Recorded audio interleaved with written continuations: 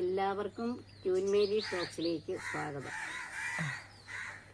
ജ്ഞാനം 16:12. കർത്താവെ, മരുന്നോ ലേപന ഔഷധവും അല്ലല്ലോ, അവിടുത്തെ വചനമാണ് അവരെ സുഖപ്പെടുത്തിയത്. ഞാൻ നിന്നെ സുഖപ്പെടുത്തുന്ന കർത്താവാകുന്നു. ദിവ്യവൈദ്യന ഔഷധ ഈശോയെ, ഞങ്ങളിൽ വന്നു നിറയണമേ, സുഖപ്പെടുത്തണമേ. കർത്താവെ, നീ സുഖപ്പെടുത്തിയാൽ ഞങ്ങൾ സൗഖ്യമുള്ളവരാകും. നീ രക്ഷിച്ചാൽ ഞങ്ങൾ രക്ഷപ്പെടും. നിന്നിലാണ് എൻ്റെ പ്രത്യാശ. സങ്കീർത്തനം 41:4. കർത്താവെ, എന്നോട് കൃപ തോന്നണമേ, എന്നെ സുഖപ്പെടുത്തണമേ. കർത്താവിൻ്റെ കാരുണ്യം കൊണ്ടാണ് നമുക്ക് സൗഖ്യം കിട്ടുന്നത്. ഒരുവൻ തൻ്റെ ദുഷ്ടതയിൽ മറ്റൊരുവനെ വധിക്കും, എന്നാൽ വേർപെട്ടു പോയ ജീവനെ തിരികെ കൊണ്ടുവരാൻ കർത്താവിന് മാത്രമേ സാധിക്കുകയുള്ളൂ. പാപം ചെയ്ത് ചിലർ രോഗികളായിത്തീരും. അവൻ്റെ രോഗാവസ്ഥയിൽ അവൻ പശ്ചാത്തപിച്ച് പാപമോചനം തേടി ദൈവത്തോട് യാചിച്ചു കഴിഞ്ഞാൽ കർത്താവ് അവന് സൗഖ്യം കൊടുക്കും. സങ്കീർത്തനം 41:3 പറയുന്നുണ്ട്, കർത്താവ് അവന് രോഗശയിൽ ആശ്വാസം പകരും.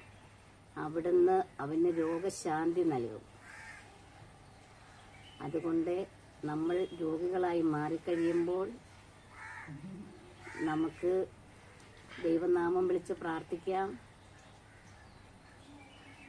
കർത്താവെ, ഇപ്പോൾ ക്യാൻസർ ആണെങ്കിൽ കർത്താവെ, ഈ ക്യാൻസർ രോഗത്തിൻ്റെ മേൽ എന്നോട് കരുണയായിരിക്കണമേ. അവിടുത്തെ വചനം അയച്ച് അവിടുത്തെ ശക്തി അയച്ചെന്നെ സുഖപ്പെടുത്തണമേ. ഞാൻ പാപം ചെയ്തു പോയി. എൻ്റെ എല്ലാ പാപങ്ങളും ഞാൻ ഏറ്റുപറയുന്നു. എന്നോട് ക്ഷമിച്ച് എന്നോട് കരുണ തോന്നി എന്നെ സുഖപ്പെടുത്തണമേ. കുഷ്ഠരോഗിയെ സുഖപ്പെടുത്തിയപ്പോൾ അവൻ സാക്ഷ്യം പറഞ്ഞതുപോലെ ഞാൻ അനേകം മക്കളുടെ മുമ്പിൽ യേശുവിനെ സാക്ഷ്യപ്പെടുത്താം. അത് നമ്മൾ ഏറ്റുപറയണം. എൻ്റെ 2 മക്കൾക്ക് രോഗമായിരുന്നു. കർത്താവിൻ്റെ അനന്തമായ ആ കൃപ കൊണ്ട് അവർ ധ്യാനമൊക്കെ കൂടി കുമ്പസാരിച്ച് പാപമോചനം നേടിക്കഴിഞ്ഞപ്പോൾ കർത്താവ് അവർക്ക് രോഗശാന്തി കൊടുത്തു.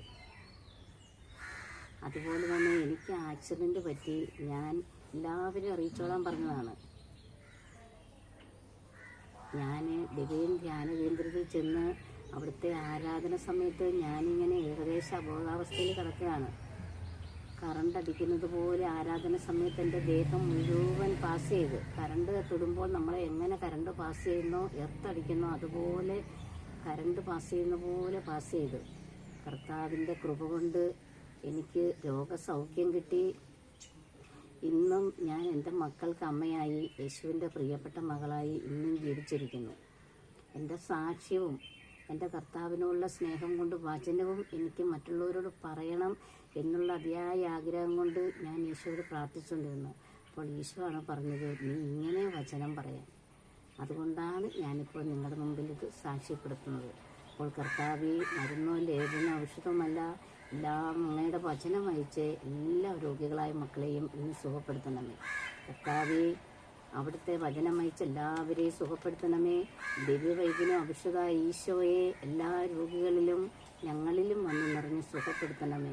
യേശുവേ നന്ദി, പിതാവേ നന്ദി, പരിശുദ്ധാത്മാവേ നന്ദി. ഹല്യ ഹല്യ ഹല്യ ഹല്യ ഹല്യ ഹല്യ ഹല്ലേലൂയ. ആമേൻ.